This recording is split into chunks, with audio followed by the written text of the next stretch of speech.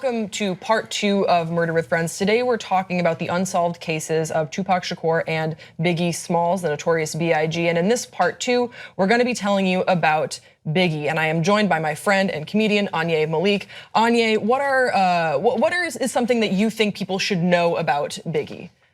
Biggie was a freestyler, and so where Tupac was known as a writer, heavy writer, a lot of Biggie's contributions, he didn't have a pen. I mean, he had pens, you know, he had access to pens, but he said, you know, none of that. Yeah. I'll have none of that. And so a lot of what he did came off of the top of his head. And so for that, you know, he was like a god MC, especially in New York where, you know, MCing was no joke. If you can't hold the bars, don't even try. Yeah, so Christopher George Latour Wallace, he was born May 21st, 1972. You guys will know him as the Notorious B.I.G, Biggie, or Biggie Smalls. Originally, he wanted to go by the name Biggie Smalls, but it was already claimed, and so he went by Notorious B.I.G. That's something I found out. He was raised by a single mother in Brooklyn. He started dealing drugs around the time he was 13. Even though he was very brilliant in school, he excelled in English, he pretty much didn't go to school. A lot of the interviews I saw with his friends, like he'd do 2 periods and be like, all right, I got it, and I'm out. So he drops out of school at age 17, and he serves 9 months in jail for dealing crack in 1990. Like this was like a drug dealing guy. Like what he was talking about in his verses, it was like an experienced thing that he had been doing, and that's something I didn't know as someone kind of new to this whole story. And in 1991, he releases a demo that blows away Mr. C and Matty C from The Source. And where was hip hop during this time? When I'm looking this all up, Anya, I'm like, why did he blow people away? The gangster rap that was popularized by NWA in '89 hadn't really blown up until about 91, 92 when the Chronic, around the time when Chronic came out in Death Row and, you know, Snoop Dogg were really active. And so at the time, you know, rap was still in a positive kind of place. You still had, you know, Tribe Called Quest and Digital Underground and these folks making positive rap, but it was towards a shift. The shift was going towards how can we get these gangster records? These gangster records are really selling, you know what I mean? And so Biggie, being an individual who had a distinct voice and flow, sort of brought that sort of mentality or that sort of energy, because it was already going on across the country. You know, the crack epidemic had hit in the '80s, and so a lot of people were seeing financial returns on drug dealing. But the gangster rap that sort of criminal aggression was mostly associated with the West Coast. And so Biggie, being an individual on the East, talking about, you know, loading guns and dealing crack, where the East Coast was kind of already on the party vibe. There was, like, you know, a lot of positivity. It was Tribes, it was De La Souls, you know, and so he's coming out. I think his first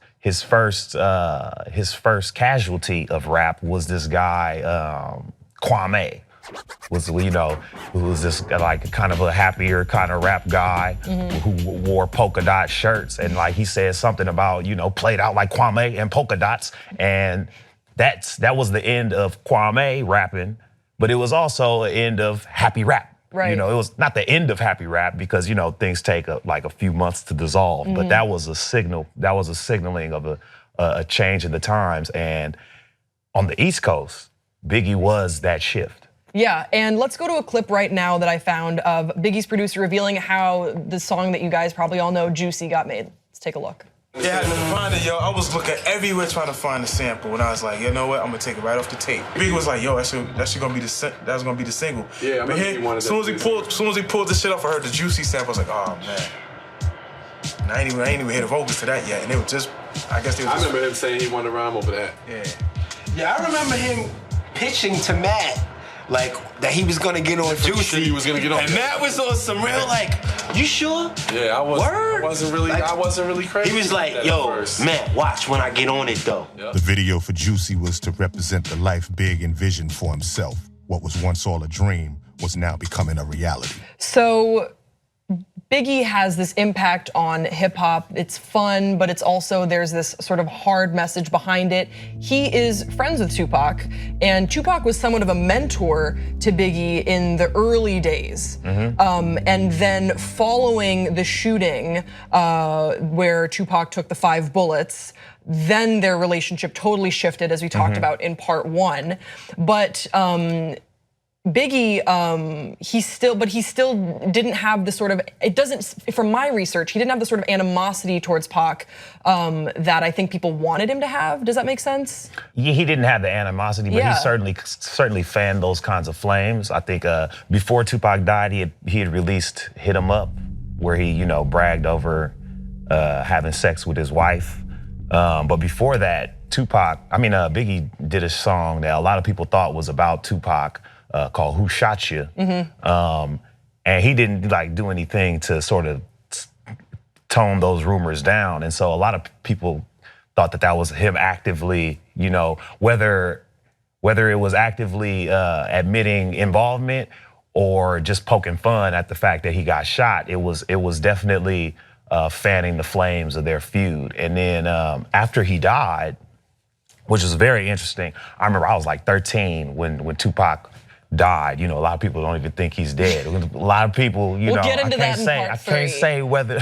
Okay. Yeah. But after he died, Biggie did an interview where he was thinking that Pac would pull through, and he was like, "Yo, I didn't even think he was gonna really die." When he's like, "I've seen Pac get shot before. Like he's been shot." He's like, "Oh, Pac got shot. He'll be all right." Like his reputation was that he could handle something like that. And so when he was doing interviews after Pac died, he had kind of started to peel back on that antagonization of their and heightenedness of their feud.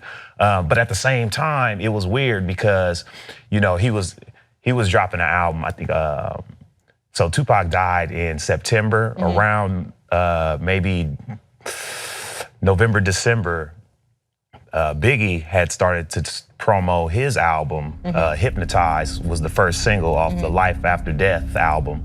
But when the new year came, or somewhere around Christmas of the new year, he dropped another single, Going Back to Cali, which was the follow-up to Hypnotize. And it kind of had the tone of Tupac's dead, ding dong, the witch is dead, I can go back to Cali now and play, And this is the time frame between him and between their deaths, Right. And so the Going Back to Cali record, I think, was a huge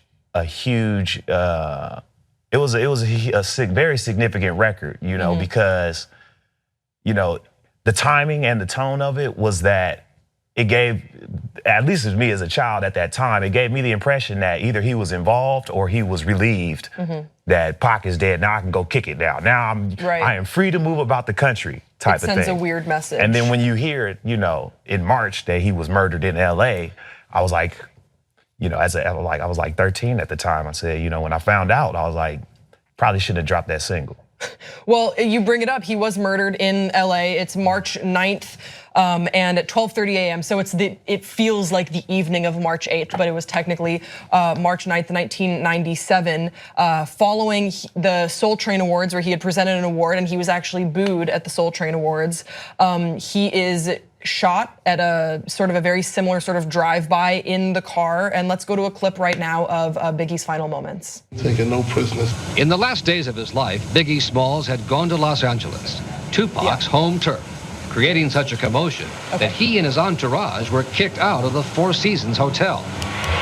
On Friday night, he was a presenter at the Soul Train Music Awards. What's up, Cali? Cheered and jeered by a West Coast audience. Throughout the weekend, Primetime has learned, Biggie Smalls' every move in Los Angeles was being tracked by an undercover team of agents from a federal task force here in New York, investigating alleged ties between some of Biggie's business associates and the New York Genovese mafia family. It was the next night he was shot after attending a crowded music industry party, just moments after the undercover surveillance team had pulled off Biggie to follow one of his associates. So there you have it. 2 rap legends are dead and both murders are officially unsolved. In part 3, we're going to tell you all about the theories and the legacies of these legends.